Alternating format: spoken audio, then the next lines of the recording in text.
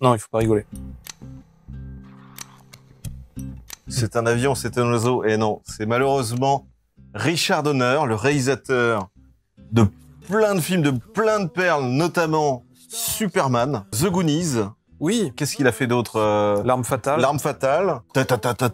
Putain, ce film. Moi, il a fait tous les Superman, non? je pense qu'il a fait que le premier. Hein. Il a fait Lady Hawk, la femme de la nuit. Putain, il me semble avoir vu ce film. Oui, c'est avec Michelle Pfeiffer. Ah ouais? Oui, et Ah oui, ça doit être ça, ouais. Rutger Hauer, elle se transforme en chouette, je crois. Et lui, c'est un chevalier qui la tient sur son poignet, en fait, quand elle est transformée en... Ah, il me semble... Et ça vient d'une BD, ça, non? Non, c'est un film. Enfin, Oui, mais ça doit être inspiré d'une BD, non? Fantôme en fête, oui. Fantôme en fête. L'arme fatale 2. Les 3 l'arme fatale. Ouais. Maverick. Ah oui, avec Mel Gibson encore. Putain, c'est lui qui a fait Maverick. Ce film que j'ai vu des dizaines et des dizaines de fois. Assassin. Aussi. Assassin. Avec Antonio Banderas. Mais que des perles. Un complot qui était énorme. Hein, conspiracy théorie avec Mel Gibson et Julia Roberts. Bon, l'arme fatale 4. Prisonnier du temps. Est-ce que c'est inspiré du jeu vidéo? Je ne sais pas. Alors là, mais je connais pas. Superman 2. Le Richard Donner Cut. Donc c'est pas lui qui l'avait fait. Mais lui, il a refait un montage. D'accord. Et ensuite, dans les séries télévisées, il a fait des épisodes des Mystères de l'Ouest, du Fugitif.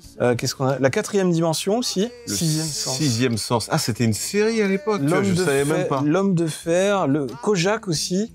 Putain, les Russes sont... Kojak, mais moi, j'étais pas du tout fan de ça. Il a fait 3 épisodes des Contes de la Crypte.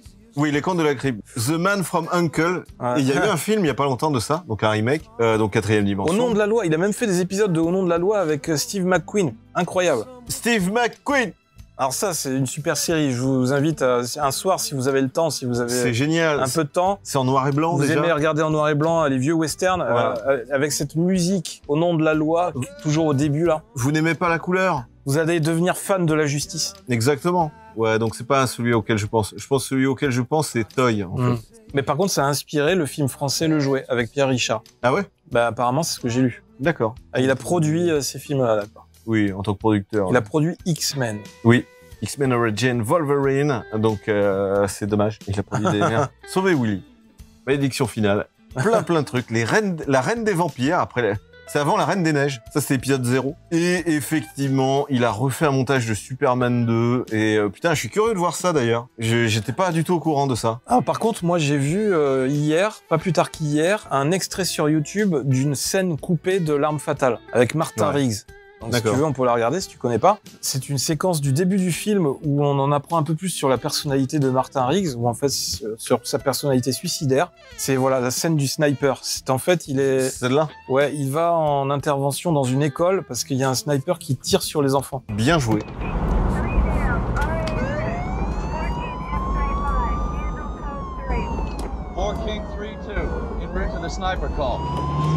Donc moi, je l'avais jamais vu cette scène. Donc c'est cool quand tu découvres de nouveaux trucs. Oui, c'est cool, surtout des vieux films comme ça que t'as vu et revu, quoi.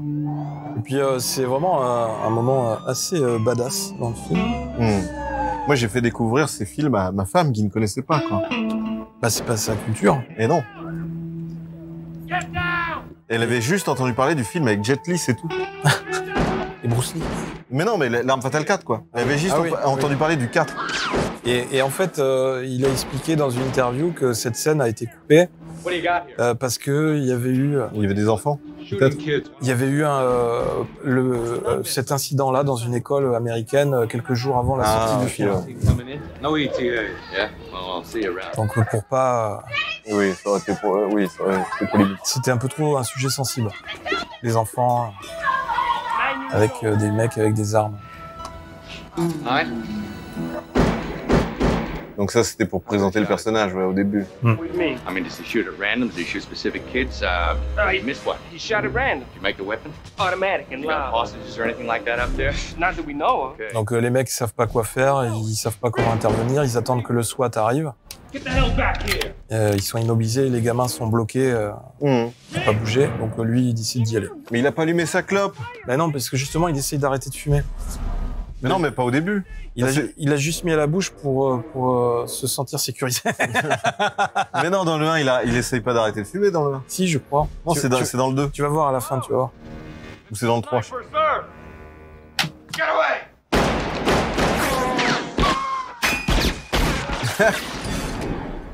badass. C'est un vrai sniper, ça. J'avoue.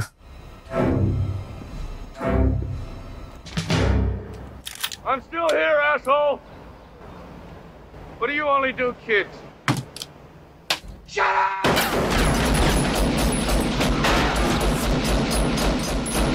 Oh la vache. Putain, et c'est le chargeur, quoi. C'est même pas une balle.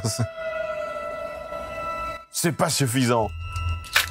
Il est pas assez mort. Je veux qu'il meure plus. Ils y vont tous, du coup. C'est bon. One psycho son of a bitch. But you're good. Bien joué. Mais tu le refais plus. Ouais, il lui dit, t'es un vrai fils de pute suicidaire, mais bien joué. Ouais. en anglais. Et là, tu vas voir le SWAT qui arrive. Trop tard. Tu vois, il a eu le temps de fumer sa clope. Allez les gars, intervention, ouais. Ouais, c'est réglé. Sécuriser la cour. Ouais, c'est rigolo. Mais c'est vrai qu'il y a un charme, quoi. Il y a vraiment un charme de ces films comme les Goonies ou ce genre de truc. Et du coup, les Goonies, c'est quand même... Oui, à mon avis, il devait y avoir d'autres scènes coupées. Bah, tu vois souvent des commentaires passés en dessous de ces films du style ah, les bonnes vieilles années 80-90 où on avait des vrais mecs qui savaient botter des culs. Oui, c'est ça. Bah, il est hors catégorie, même. Alors, peu importe le site, c'est pas grave. De toute façon, c'est une tristesse énorme. Le réel de Superman, donc c'est vraiment des films de chevet, hein. Superman, Goonies, tout ça, L'Arme Fatale. L'âge de 91 ans, de nombreuses célébrités lui ont rendu hommage. C'est une figure à Hollywood. Le réalisateur Richard Donner est décédé lundi à l'âge de 91 ans. Réalisateur prolifique. On lui doit des films aussi mythiques que le premier Superman, Tatata, La Malédiction, L'Arme Fatale et tout ça, j'en passe les meilleurs. Les Goonies, c'est un film culte. Les Goonies, Sinoc, oui, Choco. Mes enfants, ils adorent ce film. Mais ouais, mais c'est énorme. Mais qui ne l'aime pas? Je pense que ce film n'a pas d'âge. Et en plus, c'est un des premiers films de Thanos. Oui, c'est vrai. Et d'un autre mec. Enfin, le petit frère et le grand frère. Le grand frère, c'est Thanos et le gamin, je sais plus. C'est Sam Gamgee. Ah oui, c'est vrai. Richard Donner avait aussi travaillé pour le petit écran, réalisé des épisodes de séries comme Max la Menace, Perry Mason, L'île aux naufragés, 4e dimension. Il a également été producteur des X-Men et Sauvé Willy. Né dans le Bronx et élevé à New York, Donner a également servi dans l'armée américaine. Comme Clint Eastwood, comme Cuisto. De nombreuses personnalités lui ont rendu... C'est comme ça qu'il s'est fait découvrir. J'étais photographe. Non, je crois qu'il était... Attends, photographe non. Oh, je vais le shooter. Non, Clint Eastwood, il était cuistot Vietnam. Et des photographes de guerre l'ont repéré et lui ont dit, quand on revient, tu passes à nos studios d'Hollywood et on fera des essais. Ah bon? Il savait pas jouer. Ils lui ont dit, prends des cours de jeu d'acteur et reviens nous voir et puis on te prend. Ah, je savais pas du tout ça. Comme quoi, encore une fois, il faut faire le service militaire, parce que c'est là qu'on Ben voilà, tu peux travailler après dans les films. on trouve sa vocation. Ou alors, tu fais du TikTok et tu peux sortir des BD. Donc, de nombreuses personnalités lui ont rendu hommage, à commencer par Steven Spielberg, qui a écrit l'histoire sur laquelle est basée les Goonies, dit qu'il avait une maîtrise si puissante de ses films, était si doué dans tant de genres, pardon, je ne sais plus lire. Être dans son cercle, s'apparenter à passer du temps avec votre entraîneur préféré, le professeur le plus intelligent, le plus féroce motivateur, l'ami le plus attachant, le plus fidèle allié et bien sûr, le plus grand Goonie de tous, a déclaré Steven Spielberg dans Variety. J'aime bien la citation de Mel Gibson. Il a sapé son talent et sa grandeur avec une énorme dose d'humilité en se qualifiant de simple agent de la circulation. Je n'ai jamais vu les Goonies et je n'ose pas le voir tellement les images ont l'air d'avoir ultra mal vieilli. Non, franchement. Oh non, je t'assure, tu peux y aller. Mais par contre, effectivement, prends un peu de recul avant de le lancer. Oui. Ne t'attends pas à voir du Harry Potter tout de suite. Regarde-le avec des enfants. Oui, avec des enfants en plus, ça passe très bien. Mais il est très drôle. Ça va être magique. Enfin, ah oui, j'ai pas vu passer le temps. Hein. c'est ça. C'est une bonne comédie et il y a vraiment un charme, quoi. Il y a un charme à L'Arme Fatale, voilà, mais pour les enfants. C'est un film qui a posé des références pour les geeks. C'est ça, ouais. Et qui sont encore aujourd'hui des références. Et qui a même posé des références pour les films d'aujourd'hui, genre Super 8. Il y a une inspiration clairement des Goonies. De personnages, de scènes, de... Comme dit Fresberry d'ailleurs, je trouve que Stranger Things s'inspire vachement des Goonies. C'est possible, oui. Oui, c'est vrai que tout ce côté groupe d'ados que l'on peut voir, forcément, ils sont obligés d'avoir cette inspiration des Goonies. Ouais. Mel Gibson, que Richard Donner avait dirigé dans les 4 volets de L'Arme Fatale, puis dans Maverick, chef-d'œuvre, 94, et Complot, encore plus chef-d'œuvre, 3 ans plus tard, Elle y aussi fait pas avec une musique, c'est la musique de complot est géniale.